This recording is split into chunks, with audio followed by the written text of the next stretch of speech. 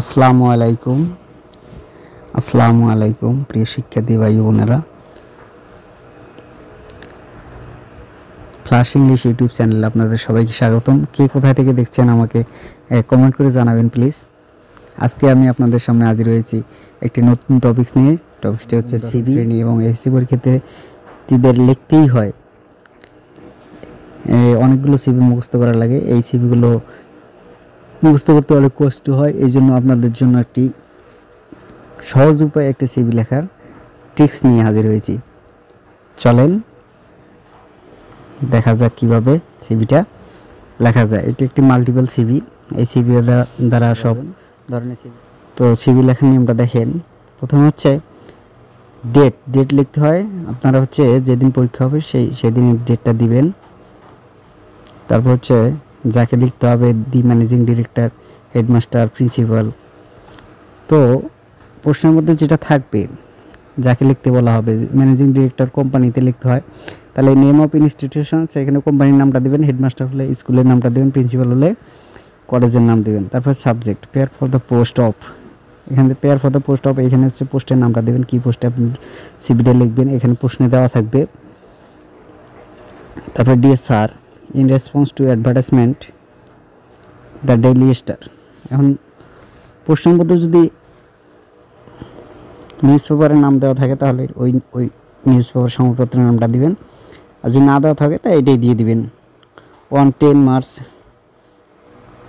2025। তো এখানে ডেটটা দেওয়া লাগে। ডেটটা হচ্ছে যেদিন পরীক্ষা দিবেন তার এক সপ্তাহ আগের ডেটটা লিখবেন, অথবা এখানে প্রশ্নে যে ডেটটা দেওয়া থাকবে ওই ডেটটা লিখবেন। তারপর হচ্ছে I am applying for the post of, এই পোস্টের নামটা লিখবেন। ইন ইউর কোম্পানি, কোম্পানি হলে কোম্পানি, স্কুল হলে স্কুল, কলেজ হলে college. And enclosing my CV to your kind consideration. তারপর হচ্ছে I hope you will consider my application and kindly give me to prove my opportunity sincerely. এখানে যদি প্রশ্নের নাম দেওয়া থাকে নামটা ব্যবহার করবেন, না দেওয়া থাকলে নিজের নাম। কারিকুলাম বিডে লেখা ফাদার্স নেম লিখতে হবে, মাদার্স নেম লিখতে হবে, religion, permanent address, present address, date of birth, nationality Bangladeshi, contact number, academic qualification হচ্ছে যেমন group.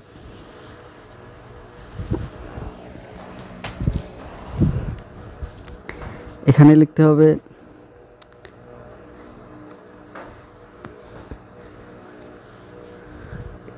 Exam name, group, board, exam name, group, board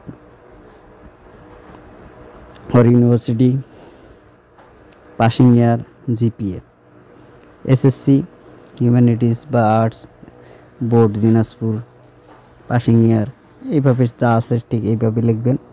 others লিখতে হবে, কম্পিউটার স্কিল, এক্সপিরিয়েন্স।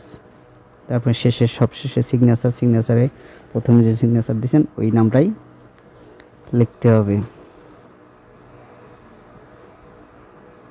তো এই পুরো সিভিটা এভাবে লিখবেন, লিখলেই আপনার 8-এর মধ্যে 6-7 ইনশাল্লাহ পাবেন।